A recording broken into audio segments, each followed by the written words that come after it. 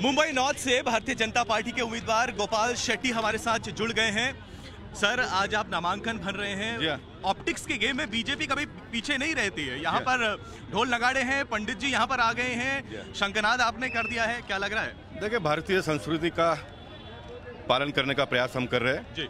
और भारत देश की विशेषता ये है कि हमने अपनी संस्कृति को कभी भूला नहीं, इसलिए इतने सारे अन्याय अत्याचार होने के बावजूद भी भारत देश आज जैसे के तैसे खड़ा है, तो उसका मूल आधार संस्कृति है। इसलिए बोरीवली और उत्तर मुंबई ये महापुरुषों की नगरी है। जो डॉक्टर श्यामा प्रसाद मुखर्जी का चौक का निर्माण पहला मैंने नगर सेवक बनने के बाद में किया था, तो वहाँ पर हमने माल्यार्पण की। हमने छत्रपति शिवाजी महाराज, वीर सावरकर जी, झांसी की रानी, नेताजी सुभाष चंद्र बोस, सरदार वल्लभ भाई पटेल और डॉक्टर बाबा साहब अम्बेडकर जी, इन सारे महापुरुषों की प्रतिमा और एक एक उद्यान का निर्माण हुआ है। तो ऐसे सारे जगह पर हमारे कार्यकर्ताओं ने आज माल्यार्पण किया, मैंने भी माल्यार्पण किया और हम ये महापुरुषों की प्रेरणा को लेकर आगे का कारवां। ये सीट अब बहुत ज़्यादा इंटरेस्टिंग हो गई है। कांग्रेस स्टार पावर यूज कर रही है अब आपके आगे। देखिए, आप अगर प्रामाणिकता से काम करो तो भगवान आपके लिए सारे रास्ते खुला करते जाते हैं। वैसे अगर उर्मिला जी अगर यहाँ पर नहीं लड़ने के लिए आती तो गोपाल शेट्टी को कोई मीडिया वाला पूछने वाला भी नहीं था, इसलिए मैं उनका धन्यवाद अदा करना चाहता हूँ। सर, लेकिन ये बात झुटलाई नहीं जा सकती कि उर्मिला के साथ ग्लैमर क्वोशंट तो है, भीड़ उमड़ रही है, क्राउड पुलर वो जरूर है, ऐसे में कहीं कुछ डर है? नहीं, देखिए, जो मैसेज मेरे पास आ रहा है, मतदाता कहते हैं कि हम उर्मिला जी का चेहरा देखेंगे और गोपाल शेट्टी का काम देखकर वोट करेंगे। ये लोगों की भावना है। 2004 में लेकिन सर बड़ा उलटफेर हो भी गया था ये बॉलीवुड स्टार पावर को लेकर। देखिए, 2004 में और 2019 में बहुत बड़ा बदलाव आया है। मोदी जी ने देश को अंतर्राष्ट्रीय स्तर पर ऊपर लेके जाके रखा है। 2004 की कांग्रेस और 2019 के कांग्रेस में बहुत बड़ा बदलाव है।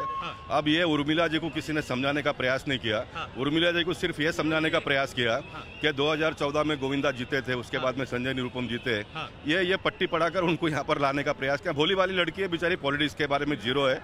देखेंगे आगे क्या होता है। पर्सनैलिटी अटैक कुछ नहीं करेंगे क्योंकि आपके पास काम का बताने का इतना कुछ है। देखिए, भारतीय मतदाता अभी परिपक्व हो गया है। अब वो दिन चले गए, लोगों को एक वोट देना होता तो किसी को भी देते थे।